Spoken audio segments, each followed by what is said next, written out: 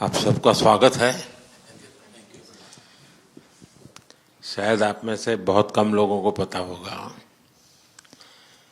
कि जब मेरे मन में वक्फ के एक्ट पर काम करने का विचार आया तो सबसे पहले मैंने सैयदना साहब से सलाह मशवरा किया।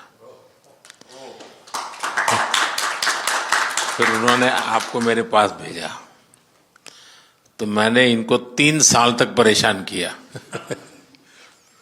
कि आप जरा इसको अपने तरीके से देखिए, आप अपने लीगल एडवाइस लीजिए, मुझे ड्राफ्ट दीजिए।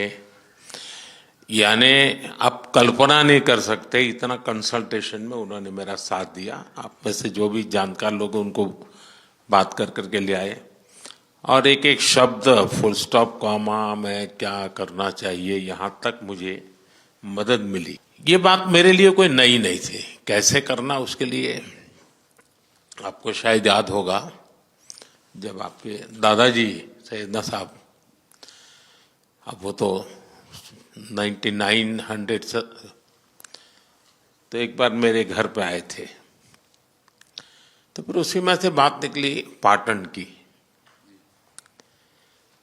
अब एक व्यक्ति इस वक़्फ़ के नाम पे आप लोगों के लिए वो सबसे बड़ी श्रद्धा की जगह है, उसको दबोच के बैठा हुआ। अब मैं भारी कोशिश की मैंने खुद ने, यानी मुझे मालूम था कि कितनी पीड़ा आप लोग सह रहे। एक्चुअली वक्फ का जो स्पिरिट है आखिर ये किस चीज के लिए, किसके लिए, उसका अगर दुनिया को उत्तम से उत्तम कोई मॉडल दे पाएगा तो सैयदना साहब दे पाएंगे। लेकिन अब नई व्यवस्था में कानून के तहत तो दुनिया देखे कि भी देखिए कल तक वक्फ के नाम पर क्या हुआ और अब देखिए कैसे हो सकता है। और जब गरीब से गरीब इंसान की दुआ मिलेगी तो उसकी ताकत अनेक गुना बढ़ जाती है। मुस्लिम समाज की शिकायतें थी कि भाई हमें न्याय दो, ये वक़्फ़ वालों ने हमारे साथ ये किया है। उसमें ज़्यादातर बहनें बेटियां थी। तब जाकर के मैंने कहा भाई रियलिटी क्या है खोजो। तो ये रातों रात नहीं आया है जी, लगातार 5 साल तक हर बारीक चीज को कोशिश की समय।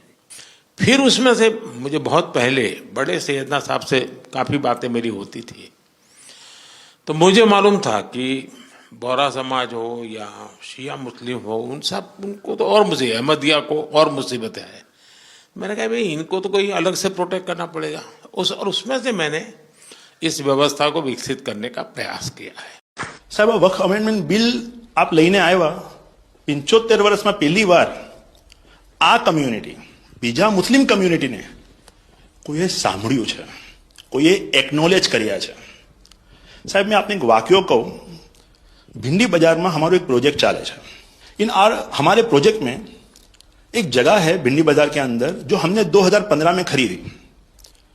हम मालिक हैं, बहुत मेहनत से खरीदी। उस जगह को 2015 में लिया, 2019 में कोई नासिक का और अहमदाबाद का शख्स जाके बोलता है ये जगह वक्फ है। वक्फ तो वहां पे तो लोग रहते हैं, टेनेंट्स है, दुकानें हैं।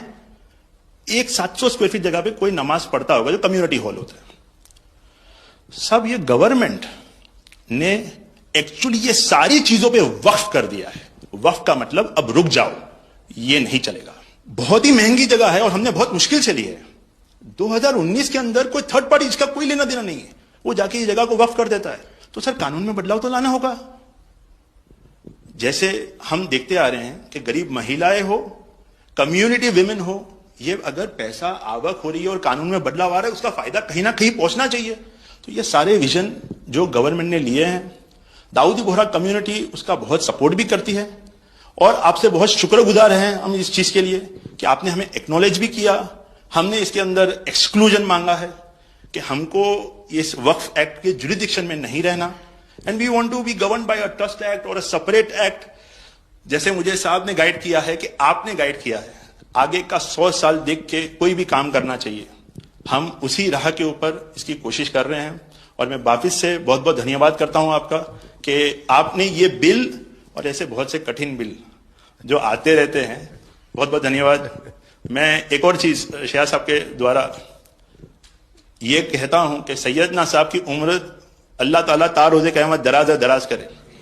उनकी मोहब्बत करना माननीय प्रधानमंत्री जी को अल्लाह ताला सेहत में रखे, हिफाजत में रखे, लंबी आयुष दे और हमारे देश की सेवा आप करते रहिए। 1923 से हम ये गोहार गवर्नमेंट से लगा रहे हैं कि हमें एग्जेम्पशन चाहिए। जो 51st हिज होलीनेस थे, उसके बाद 52nd सैयदना साहब और आज 53rd दाइल मुतलक सैयदना साहब वही सेम बात कर रहे हैं कि हमें एग्जेम्पशन चाहिए। 1923 में साहब जब एग्जेम्पशन मिला तो माइनॉरिटी को कंसीडर करा गया, लेकिन 100 साल बाद, जैसा गृह मंत्री जी ने उनके इंटरव्यू में पिछले सप्ताह कहा कि हमने सिर्फ माइनॉरिटी को कंसीडर नहीं किया। साहब ये जो एक्ट आया है वो प्रिवी काउंसिल क्यों लेकर आई? प्रिवी काउंसिल ने ये एक्ट इनेक्ट किया माइनॉरिटी के प्रोटेक्शन के लिए, लेकिन साहब आपने ये एक्ट इनेक्ट किया सिर्फ माइनॉरिटी के प्रोटेक्शन के लिए नहीं, बल्कि माइनॉरिटी विद इन माइनॉरिटी के लिए। नजर में उतरना कमाल होता है, नफस में बिखरना कमाल होता है, बुलंदियों पर पहुंच जाना कोई कमाल नहीं होता, बुलंदियों पे ठहरना कमाल होता है।